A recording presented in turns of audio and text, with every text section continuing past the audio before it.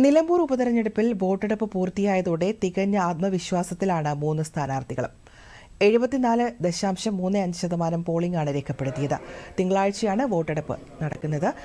ഇപ്പോൾ നിലമ്പൂരിൽ നിന്നും അനന്തു നമ്മോടൊപ്പം ചേരുകയാണ്. അനന്തു, മെച്ചപ്പെട്ട പോളിംഗാണ് നടന്നത്. പോളിംഗ് ശതമാനം മുന്നണികളുടെ പ്രതീക്ഷകളെ എങ്ങനെ ബാധിക്കുന്നു?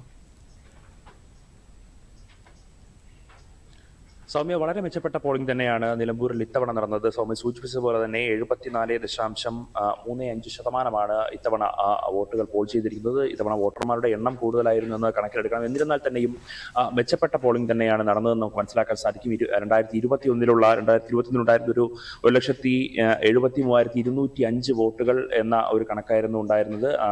ഇന്നിപ്പോൾ ഏകദേശം അത്രത്തോളം വോട്ടിംഗ് ശതമാനം എത്തിയിരിക്കുന്നു. 76% 2021 പോളിംഗ്.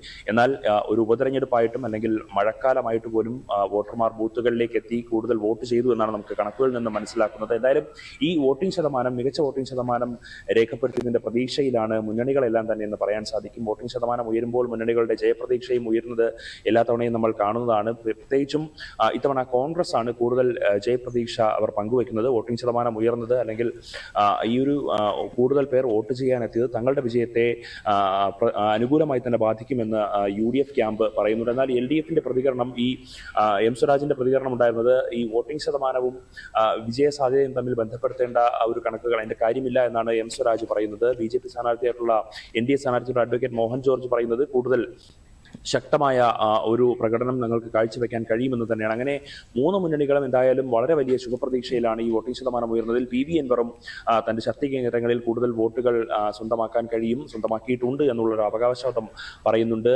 എന്തായാലും ഈ പോളിംഗ് ശതമാനം വളരെ ദിവസങ്ങളിലെല്ലാം നമ്മൾ കണ്ടതാണ്. ഉച്ചയ്ക്ക് ശേഷം PV അൻവറിന്റെ സാന്നിധ്യം തെരഞ്ഞെടുപ്പിനെ എത്രത്തോളം സ്വാധീനിക്കും? അതിന്റെ വിശദാംശങ്ങൾ. തീർച്ചയായും PV അൻവർ ഫാക്ടറാണ് നമുക്കിവിടെ ഏറ്റവും അധികം പറയേണ്ട ഒരു കാര്യം. കാരണം ഇരുമുന്നണികളും ജയസാധ്യതകൾ പറയുന്നുണ്ടെങ്കിലും അതിനെ നിയന്ത്രിക്കുന്നത് ഈ PV അൻവർ എത്ര വോട്ടുകൾ സമാഹരിച്ചു എന്നതായിരിക്കും. PV അൻവർ എത്ര വോട്ടുകൾ, ആരുടെ വോട്ടുകൾ സ്വായത്തമാക്കി എന്നതിനെ അനുസരിച്ചിരിക്കും ഈ വിജയ സാധ്യതകൾ. PV അൻവർ ഏകദേശം ഒരു 15,000-ഓളം വോട്ടുകൾ പിടിക്കുമെന്നാണ് പലയിടത്തു നിന്നും പിടിക്കുന്നത്. പക്ഷേ PV അൻവറിന്റെ അവകാശവാദം 75,000-ഓളം വോട്ടിന് ജയിക്കും എന്നുള്ളതാണ്. എന്നാലും PV അൻവർ എത്ര വോട്ട് പിടിക്കും എന്നുള്ളതാണ് ഈ ഒരു മണ്ഡലത്തിലെ ജയസാധ്യതകളെ നിർണ്ണയിക്കുന്നതെന്ന് തീർച്ചയായും.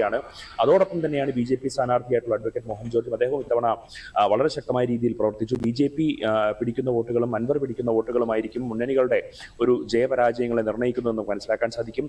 പ്രത്യേകിച്ചും കോൺഗ്രസുമായി ആദ്യം ചേർന്ന് നിന്ന അൻവർ പിന്നീട് കോൺഗ്രസുമായി പിണങ്ങുന്നു, അതിനുശേഷം സ്വതന്ത്രനായി മത്സരിക്കുന്നു എന്നൊരു സാഹചര്യം വരുമ്പോൾ വോട്ടുകൾ എന്തായാലും ചോരുമെന്നതിൽ ഉറപ്പാണ്. അതുകൊണ്ട് ഈ ചോരുന്ന വോട്ടുകൾ ആരുടേതായിരിക്കും? LDFന്റെ വോട്ടാണോ അതോ UDFന്റെ വോട്ടാണോ എന്നതിനനുസരിച്ചിരിക്കും മണ്ഡലത്തിലെ ജയപരാജയങ്ങൾ നിർണ്ണയിക്കുന്നത്. അതോടൊപ്പം നിലമ്പൂർ ഉപതെരഞ്ഞെടുപ്പിൽ വോട്ടെടുപ്പ് പൂർത്തിയായതോടെ തികഞ്ഞ ആത്മവിശ്വാസത്തിലാണ് 3 മുന്നണികളും.